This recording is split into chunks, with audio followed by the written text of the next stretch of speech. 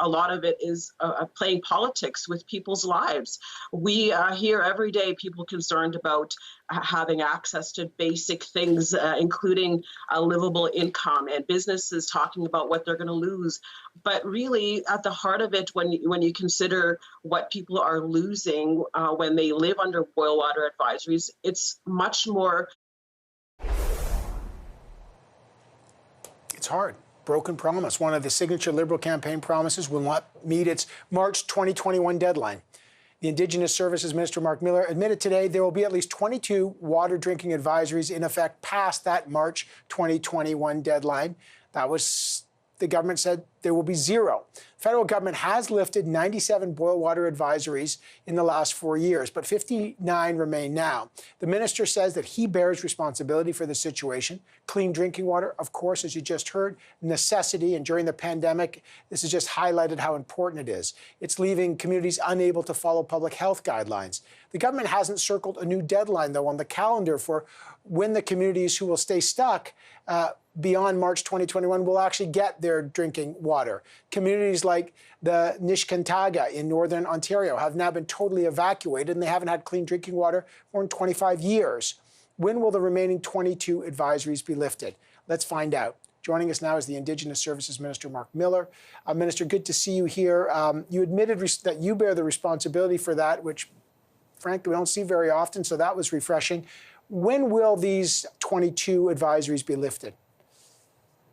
Well, look, in a world where it's difficult to predict anything these days, Evan, we're looking essentially in the spring of 2021 of working with a handful of communities. And it's important for your listeners to note that one community doesn't mean one advisory. There's, for example, Shoal Lake 40 that has 7 associated to it, and the Mohawks Bay of Quint that have about 6. But I'm hopeful, and assuming everything goes right with some of these acceleration measures that we introduced today in the long-term partnership that we announced in the fall economic statement, that we will be down to really the short strokes and be in a position to announce to Canadians, because I know Canadians want answer. This is an issue of fairness and dignity for communities that have far often been left behind. To be able to tell Canadians when the expected lift date is for clean water. I'm optimistic about where we will be in the spring, but again, there's a lot that needs to go right in the next few months. But the announcement today is about the Government of Canada owning its responsibility that falls squarely on my shoulders and delivering the financial capacity that we have to work in partnership for the communities in the long term, and in fact, way past the spring of 2020. And you can get to the details of what you announced, but when did your government realize you just wouldn't meet the March 2021 deadline? Well, we were pretty confident going into 2020 that while it was an ambitious deadline, that we could meet it if a lot of things fell into place. Again, last year we had issues with winter roads, and we thought we could overcome those. But clearly, COVID has thrown a wrench, but it isn't the only wrench that's been thrown. Communities have decided, and rightly so, that they want a long-term partnership with Canada. Some interim solutions, for example, were not acceptable, and that's something that we need to respect, because this is foremost about Indigenous communities and their priorities. And that is something that, over the course of the last couple months and few weeks, in terms of financial commitment, that we have to own up to and say to Canadians that we're going to be doing this in the long term for communities. So I would say, to answer your question directly, over the course of the summer, we got a sense, and then we mobilized quite quickly to ensure that we could answer Canadians when they ask us, what are you going to do past spring 2021? The Parliamentary Budget Officer had indicated previously that the federal government needed to allocate more money to get the job done. I'm just trying to figure out why that wasn't done earlier.